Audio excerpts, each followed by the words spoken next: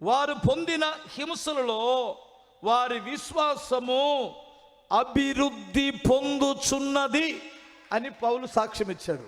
చప్పలు కొట్టాలి. హల్లెలూయా.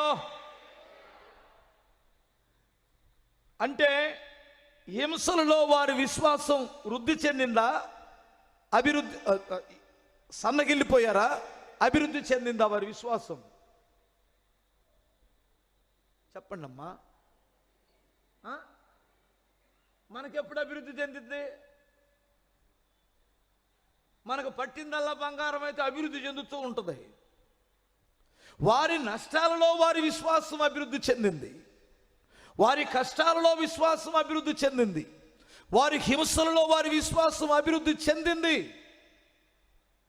ఇప్పుడు నీ హింసలలోని విశ్వాస సంగతి ఏమిటి? నువ్వు అనుభవిస్తున్న కష్టాలలోని విశ్వాస సంగతి ఏమిటి? నేను చాలాసార్లు మీకు చెప్పాను, విశ్వాస మూలముగా వారు రాజ్యాలు జయించారు. ఏమండి, సింహాల నోళ్ళు మూపించారు, అగ్ని బలాన్ని చల్లార్చారు, విశ్వాసము ద్వారానే చచ్చిన వారిని బ్రతికించుకోగలిగారు. అదే విశ్వాసము నిమిత్తమై హింసలు పొందారు, కరువు అనుభవించారు, అడవిలు పాలయ్యారు, తిండి లేక మలమల మాడారు, వస్త్రహీనులై చర్మపు చొక్కాయిలు వేసుకొని మేక చర్మం, గొర్రె చర్మం వారి యొక్క దిశములను కప్పుకొని విశ్వాసాన్ని విడిచిపెట్టకుండా బ్రతికారు. విశ్వాసము ద్వారా ఏమంటే అదే విశ్వాసం వారిని హింసలను లెక్క చేయలేదు, వారి కష్టాలు లెక్క చేయలేదు, వారికి ఉన్న ఆర్థిక సమస్యలు లెక్క చేయలేదు. ఈరోజు నేను మీకు మనవి చేస్తున్నటువంటిది ఏమిటంటే, మీరు కష్టాల్లో ఉండొచ్చు, కన్నీళ్లలో ఉండొచ్చు, అప్పుల్లో ఉండొచ్చు, సమస్యల్లో ఉండొచ్చు, కానీ నువ్వు కాపాడుకోవలసింది, నువ్వు వృద్ధి చెందవలసింది విశ్వాసములో. దాన్ని పోగొట్టుకోవద్దు. అన్నీ పోని విశ్వాసం ముందు నిలబడు. ఎంతమందికి అర్థమవుతుంది? హల్లెలూయా. ఇప్పుడు ఎలీషా దగ్గర, ఎలీషా శిష్యుల్లో ఒకడు చచ్చిపోతే వాళ్ళ భార్య దైవజనుడైన ఎలీషా దగ్గరికి ఈ సమస్యను తీసుకుని వెళ్ళింది. అయ్యా, నీ దగ్గర ఉన్నటువంటి నా భర్త నమ్మకమైన శిష్యుడు, అతడు భక్తి గలవాడని నేను సాక్ష్యం ఇస్తున్నాను, కానీ అతను చనిపోయేటప్పుడు అప్పులు మిగిలించి చచ్చిపోయాడు అని చెప్పింది. భక్తి గలవాడని వెరుగుదువు అనింది ఆమె. నీ దగ్గర పరిచర్య చేసిన నా భర్త నమ్మకస్తుడు, భక్తి గలవాడు, కానీ అప్పులయ్యాడు. ఈ అప్పులు ఎందుకు అయ్యాడు అనేటువంటి చెప్పలేదు, కానీ ఒకటి మాత్రం సత్యం, త్రాగి అప్పులు చేయలా, పేకాటాడి అప్పులు చేయలా, ఇంకొక దాన్ని ఉంచుకొని అప్పులు చేయలా, భక్తి కలిగి ఉండి నీతి కొరకు బ్రతికి అతను పరిచర్య చేస్తూ దైవ సేవకుడమ్ముడు తిరుగుతూ, కొన్నిసార్లు ఆయన పనులు లేకుండా ఉండొచ్చు, ఏదైనా కుటుంబ ఖర్చుల నిమిత్తం అప్పులు చేసి ఉండొచ్చు. నీ అప్పుకు కారణం ఏమిటో ఒకసారి ఆలోచించాలా. ఒకవేళ నువ్వు దేవుని పని చేస్తూ దైవజనుడమ్ముడు తిరుగుతూ ఆత్మల సంపాదన కొరకే బ్రతుకుతూ అప్పులవు, పర్వాలా, నా దేవుడు నీకు ప్రతిఫలం ఇస్తాడు. నీ అప్పు అసలు ఎందుకయింది? నువ్వు రెండో కొంప పెట్టి అప్పు అయిందా? బెట్టింగులు కట్టి అప్పు అయ్యావా? అర్థమవుతుందా? సోమరిపోతు పోయి అప్పు అయ్యావా? ఎందుకు అప్పు అయ్యావు? లేదు, క్రీస్తు నిమిత్తమై ఒక మందిరం కట్టేటప్పుడు, ఒక స్థలం కొనేటప్పుడు, లేదు ఇంకా ఆత్మల సంపాదన కొరకై సభలు జరుగుతున్నప్పుడు అప్పులు ఏమన్నా చేసావా? ఒక 2 నెలల్లో 3 నెలల్లో సెలవు పెట్టి దేవుని మందిరం పని ఏమైనా చేసి అప్పులు అయ్యావా? చిన్న జానపాలని ఒక ఆయన ఉన్నాడు, చనిపోయాడు, ఆయన పరలోకంలో ఉన్నాడు, మనం వెళ్ళిన తర్వాత చూద్దాం. సంవత్సరం రోజులు ఆ పేదవాడు పుట్టిడప్పుల్లో ఉండి, ఏమండి, సంవత్సరం రోజులు నన్ను ఆటోలో తిప్పాడు. నేను ఏ ఊరు వెళ్తే ఆ ఊరికి, అదే ఆటోలో నేను 150 200 కిలోమీటర్లు తీసుకెళ్ళాడు నన్ను. ఎర్రగొండపాలెం అవతల, ఏమండి, గుంటూరు నుండి ఎర్రగొండపాలెం అవతల అడవిలోకి వెళ్ళేవాడిని నేను. అదే ఆటోలో ఒకసారి పోలీసులు ఆపారు. నక్సలైట్లేమనుకొని కాల్చి పడేసేవాళ్ళే. ఎట్లా నా చేతిలో ఉన్న బైబిల్ని చూసి పెట్టారు వాళ్ళు. దయచేసి మీరు గమనించండి,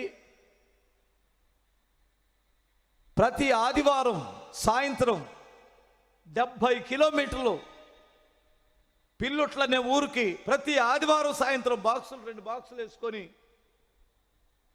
మధ్యాహ్నంతో ఇక్కడ ముగించుకొని సాయంత్రం మరలా 3 గంటలకు బయలుదేరి అదే ఆటోలో వెళ్ళి మరలా అక్కడ ఆరాధన జరిపి చెరుకుంపాలెం 70 కిలోమీటర్లు మరలా అక్కడి నుంచి తిరిగి వచ్చేవాడు అదే ఆటోలో. ఎండాకాలం లేదు, చలికాలం లేదు. అప్పులైపోయాడు అతడు. నేను కాదనను, ఎందుకంటే కొందరిని మనం రక్షించాలంటే కొందరు నష్టపోవాలి కదా. ఒక గొప్ప పని జరగాలంటే కొందరు టైం నష్టపోవాలి, అప్పులు పాలవ్వాలి, అవసరమైతే చచ్చిపోవాలి కదా. స్తోత్రం చెప్పగలరా? మీకు అర్థం కావట్లేదు అనుకుంటానే. స్తోత్రం చెప్పండి. నష్టపోవాలి కదా. ఇప్పుడు ప్రభు మన కొరకు తన ప్రాణం నష్టపోతే గాని మనం రక్షింపబడ్డాం. అపోస్తులు తన ప్రాణాలు త్యాగం చేస్తే గాని మనం ఈ ప్రపంచానికి సువార్త వచ్చింది. పిల్లోడు కుండలోనే ఉండాలి, పిల్లోడు మాత్రం దుడ్డులాగా లావు అవ్వాలంటే ఎట్లా కుదిరిద్ది తమ్ముడా? కుదిరిద్దా? చెప్పరేంటండి? ప్రభువా, దైవజనుడా, నా భర్త ఎదవేశాలేసి అప్పులు అవలా, నా భర్త నీతిమంతుడై ఉన్నాడు, అప్పులైపోయినాయి అన్నాడు. అప్పుడు ఆయన ఏమడిగాడంటే, అమ్మ మీ ఇంట్లో ఏమైనా మిగిలిందా అని అడిగాడు. ఏమీ లేదు నాయన, అంత నూనె తప్ప అని చెప్పింది ఆ తల్లి. బిగ్గరగా స్తోత్రం చెప్పాలి. ఆ నూనె విశ్వాసముకు నిదర్శనం కాదా? ఆ నూనె వారి భక్తికి నిదర్శనం కదా. మా దగ్గర భక్తి తప్ప మా బ్రతుకులో ఏమి లేదు నాయన. మా దగ్గర దేవుడిచ్చిన అభిషేకం తప్ప ఏమీ మిగలలేదు. అది చాలమ్మా నీ స్థితిగతులు మార్చడానికి అన్నాడు ఆయన. బిగ్గరగా స్తోత్రం చెప్పాలి. ప్రియులారా, మీరు వినండి. హింసలలో, అప్పులలో, సమస్యలలో ఉన్నప్పుడు అప్పుడు నీ విశ్వాసం బ్యాలెన్స్గా ఉండడం కూడా కాదు ఇక్కడ జరిగింది, వృద్ధి చెందింది అన్నాడు. బిగ్గరగా స్తోత్రం చెప్పాలి. బ్యాలెన్స్గా నిలబడడం కూడా కాదు ఇక్కడ. అంటే ఫస్ట్లో విశ్వాసం అట్లాగే ఉందిలే అంటాం కాదు, వృద్ధి చెందింది, వృద్ధి చెందింది. ఎందుకు అంటే ఓ పక్క శ్రమలు, ఓ పక్క ఇరుకులు, ఆ ఇరుకులలోనే అద్భుతాలు, ఆ శ్రమలలోనే మహత్కార్యాలు, ఆ హింసలలోనే దేవుని ఆదరణ వారు చూస్తున్నారు. మీరు గమనించారా? ఆ శ్రమలలోనే దేవుడు ఇంత ఆశ్చర్యమా? విశ్వాసం ఉన్నటువంటి బిడ్డలు దేవుని కార్యాలు ప్రతి అంగుళం కూడా గుర్తుపెట్టుకొని దేవునికి కృతజ్ఞతలు చెప్తారు. ప్రతి అడుగడుగున దేవుడి కార్యాలు గుర్తుపడతారు వాళ్ళు. శ్రమల్లో ఉన్నటువంటి వారు, హింసల పాలవుతున్నటువంటి వారు. మీకు అర్థం కాలేదా? స్తోత్రం చెప్పగలరా? హల్లెలూయా. కోటీశ్వరుడికి ₹1 వస్తే వాడికి తెలియదు కానీ 2 రోజులు అన్నము తినక ఆ రోడ్డు మీద ప్రభువా అన్నం పెట్టు అని అంటే అక్కడ ఎవడైనా ఒక ప్యాకెట్ తీసుకొని వస్తే, దేవా నన్ను పస్తుంచవు నాయనా, నువ్వు నాకు భోజనం తెచ్చిపెట్టావు, నీకు స్తోత్రం అంటాడు. పొద్దున్నే మరి అదే విశ్వాసంతో, ఓ ప్రభువా నిన్ను నాకు భోజనం పెట్టావు, ఈరోజు కూడా పెట్టగలవు అని ఎదురు చూస్తాడు. ఈ ₹1,00,00,000 ఉన్నటువంటి గుడ్డోడికి ₹1,00,00,000 వచ్చిన వాడికి కృతజ్ఞత తెలియదు. దేవుడు చేశాడు ఈ కార్యం అనే సంగతి తెలియదు. వాడికి విశ్వాసం రాదు. మీరు అనుకుంటున్నారేమో. అర్థం కాలేదా? స్తోత్రం చెప్పండి.